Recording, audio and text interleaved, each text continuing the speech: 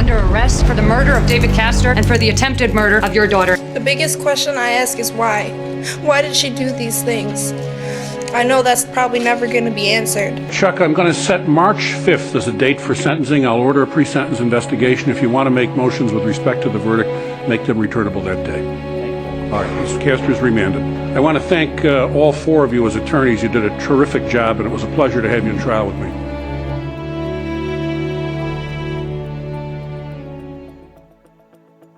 The story begins the way most tragedies do, quietly. Before the poison, before the police tape, before the courtroom lights and the verdict that would freeze a room. Stacey Castor was 40 years old when her life appeared from the outside to be defined by heartbreak. She lived in a modest home in upstate New York. She was a mother, a wife twice over, a woman neighbors described as polite, reserved, fragile. Someone you might feel sorry for if you knew only the headlines. 2 husbands dead, both gone too soon. To friends and family, Stacey spoke often about bad luck, about loss, about how love seemed to slip through her fingers no matter how tightly she held on. She married young. Her first husband, Michael Wallace, was steady and dependable. Together, they built what looked like a normal American family. 2 daughters, routines, birthdays, shared meals. But beneath the surface, their marriage was cracking. Arguments, resentments, control disguised as concern. Stacey wanted order. She wanted to be seen. She wanted to feel powerful in a life where she quietly felt invisible. When Michael died suddenly in 2000, Stacey collapsed into grief, or what looked like it. Friends remembered her sobbing at the funeral, clinging to sympathy like a life raft. The doctors said it was a heart attack, no suspicion, no autopsy, just another tragedy. She remarried a few years later. David Castor was kind, loyal, deeply devoted. He trusted her completely. He believed he was giving her a second chance at happiness. Inside that house, however, something darker was forming. Stacey controlled the narrative of her life carefully. She curated how others saw her, the grieving widow, the struggling mother, the unlucky woman who kept losing the men she loved. And people believed her. Why wouldn't they? If stories like this matter to you, stories about hidden truth, family betrayal, and justice finally coming to light, take a moment to subscribe, like this video, share it, and leave a comment, because silence is where stories like this survive. Back inside the house, the walls absorbed secrets. Stacey's daughters sensed tension they couldn't name. They learned early how to walk softly, how to read moods, how love could feel conditional. Nothing about the beginning of this story screams killer. That's the most frightening part. Because betrayal doesn't announce itself. It smiles, it cooks dinner, it waits, and soon it would strike again. On August 22, 2005, David Castor was found slumped on the bed in the master bedroom. There was no sign of a struggle, no forced entry, just a man, lifeless, and the house filled with quiet. Beside him sat an empty glass and a container of antifreeze in the garage. Police were told it was suicide. Stacey said she found a note on the computer, words that sounded oddly formal, stiff, almost rehearsed. David, the note claimed, had taken his own life. He was depressed, overwhelmed, ashamed. Investigators noticed something strange immediately. Antifreeze doesn't taste sweet anymore. Manufacturers changed it years ago because animals and children were dying. Drinking it is painful, violent, rarely voluntary. And yet, once again, the tragedy passed with minimal resistance. Grief has a way of disarming suspicion. Stacey cried in front of officers. She shook. She spoke of her pain, of losing another husband, of being cursed by fate. 2 men dead, same house, same woman. Friends whispered, family wondered, but no one spoke too loudly. People don't want to believe monsters live in kitchens and bedrooms. Insurance policies paid out. Stacey stayed in the home.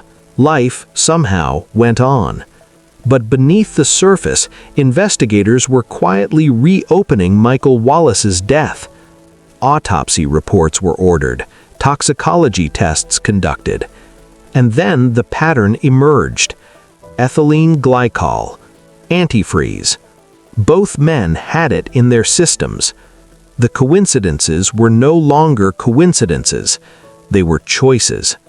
Forensic science doesn't care about tears.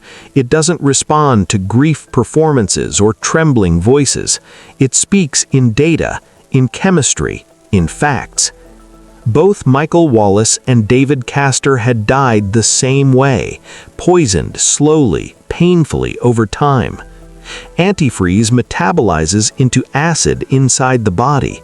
It shuts down organs, causes agony, confusion, death. Someone had watched them suffer. Someone had waited. Investigators reconstructed timelines. They traced purchases. They analyzed handwriting. The suicide note didn't match David's language. It sounded like Stacey. And when police questioned her again, cracks appeared. Her stories shifted. Small details changed. Emotions flared at the wrong moments. The mask was slipping. Cornered by mounting evidence, Stacey did something unthinkable. She turned on her own child. Ashley Wallace was just 19 years old. She trusted her mother. That trust nearly killed her. One night, Stacey handed Ashley a drink laced with antifreeze. Ashley became violently ill, confused, disoriented. She collapsed. Doctors later said she should have died. While Ashley lay unconscious, Stacey staged the scene. She planted a suicide note on the computer, this one blaming Ashley for the deaths of both men, claiming guilt, claiming despair. A mother attempting to murder her daughter to save herself. Ashley survived, and when she woke up, her world shattered. The person who had raised her, protected her, fed her, had tried to erase her. In the hospital, Ashley whispered the truth through tears. Her voice shook, but it held. "My mom did this." Once the truth surfaced, there was no going back. Family members recoiled, friends vanished, sympathy evaporated overnight. In court, Ashley testified against her own mother. She described fear, control, emotional manipulation, years of walking on eggshells. Stacey watched from the defense table, cold, unreadable. Community members struggled to reconcile the woman they knew with the crimes laid bare before them. This was not a momentary lapse. This was a pattern. The trial exposed everything. Prosecutors dismantled Stacey's lies piece by piece. Experts explained antifreeze poisoning. Witnesses confirmed manipulation. The staged notes were proven false. Stacey took the stand. She denied everything. But denial collapsed under weight of evidence. The jury deliberated. And when they returned, the verdict was swift. Guilty of second-degree murder. Stacey Castor was sentenced to life in prison. The mask was gone. Justice doesn't heal everything, but it creates space for healing to begin. Ashley rebuilt her life slowly, with therapy, with boundaries, with truth. The Castor house no longer held secrets.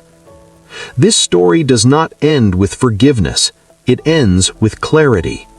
Evil doesn't always look evil. Sometimes it looks like family. And truth, no matter how late, still matters. Because silence protects predators, and truth, spoken at great cost, saves lives.